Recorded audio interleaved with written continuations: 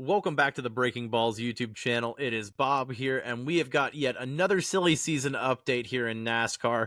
The old weekly Stewart-Haas Racing update. Plus, NASCAR sounds like is trying to limit the amount of charters each team can purchase moving forward. But first, if you're new here, like and subscribe. We cover NASCAR and motorsports on a weekly basis here at Breaking Balls. We put out content featuring all sorts of different subjects, from rumors to race reviews, all the good stuff.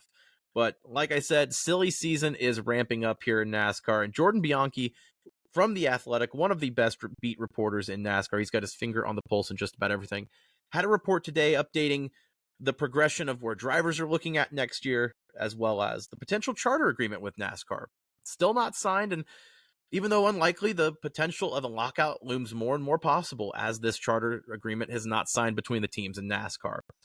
And one of the updates NASCAR has proposed to the teams is that they're going to limit charters to 3 charters per team, which is absolutely unprecedented. You see teams that are trying to expand right now, like Trackhouse 2311, Front Row Motorsports, trying to get from 2 cars to 4, maximize their amount of team space. And Bianchi says that NASCAR is trying to limit teams to 3 right now. That's one of the updated deals. Now, will that be signed? We'll see if that's part of the negotiation, if that's in the final contract or not. But Hendrick Motorsports and Joe Gibbs Racing, it sounds like, would be grandfathered in, so they could keep their 4 cars. You wouldn't have to worry about Alex Bowman getting cut, or Christopher Bell getting the axe there just because NASCAR says, okay, gotta get rid of one. You did have this in 2009, where after Roush Racing had 5 cars make the chase for the playoffs in 2008, Roush was set to sell one of their charters, and Jamie McMurray's 26 car was the one that got the boot. Roush ran 5 cars out of 10 years out of 12 from 98 to 2009 there.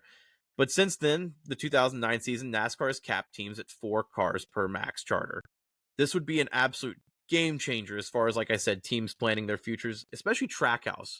They've got a logjam of drivers with Ross Chastain locked in, Daniel Suarez close to a contract extension, Van Gisbergen and Zane Smith waiting in the wings, and Connor Zilisch already in the Truck Series getting starts now too.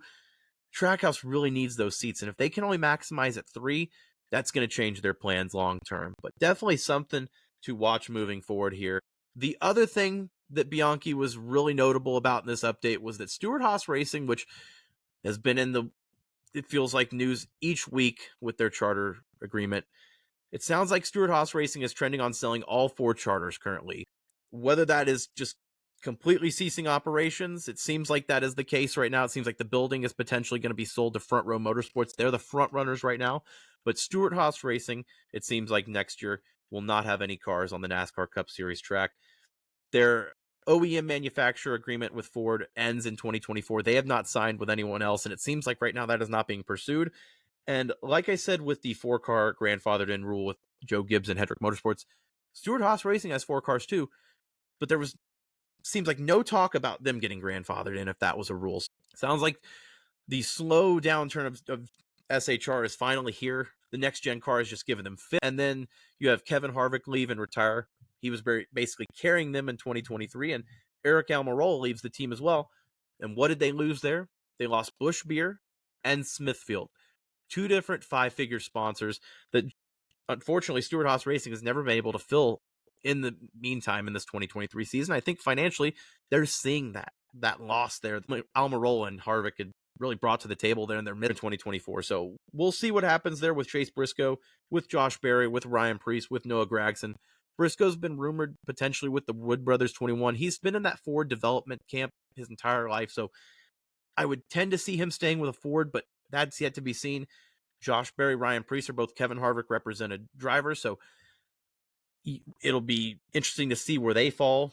Their sponsorships aren't very appealing a lot of times compared to some of the other free agents, but they're great drivers in their own talent. And then Noah Gragson has shown a lot of potential this year in this first year with SHR. It was supposed to be a multi-year deal. We'll see what he looks like moving forward there, but it seems like Front Row Motorsports is going to be buying one of these charters. Like I said, they're going to be taking over that SHR building.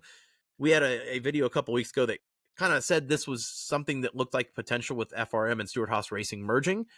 And this makes a lot of sense that Front Row Motorsports, with 2 cars full-time in NASCAR already and a Truck Series car, if they were to expand to a 3rd, they would probably need that extra space. And what better operation than the Stewart-Haas Racing building, who has two operations, both their NASCAR building and then the F1 building. They would just stay in the F1 building full time for SHR. But for Front Row Motorsports, it sounds like Cole Custer is potentially going to jump in that 34 seat for Michael McDowell along with Todd Gilliland, and then maybe Riley Herbst. And he's the only other guy in the Ford development pipeline right now that seems like a potential fit there. But Cole Custer, with his dad being the Stewart-Haas Racing president, it seems like that merger is more and more likely to become into fruition. But again, something to note moving forward as this silly season moves forward, Stewart-Haas Racing is the big domino. When that one falls, everything else, it seems like, will go into place following it. But again, some notable things from Jordan Bianchi today. We'll cover it all moving forward here at Breaking Balls, whether it's rumors, reports, full race coverage. This month of May is ramping up, of course. Go ahead and follow along for more content here at Breaking Balls. Thanks for watching.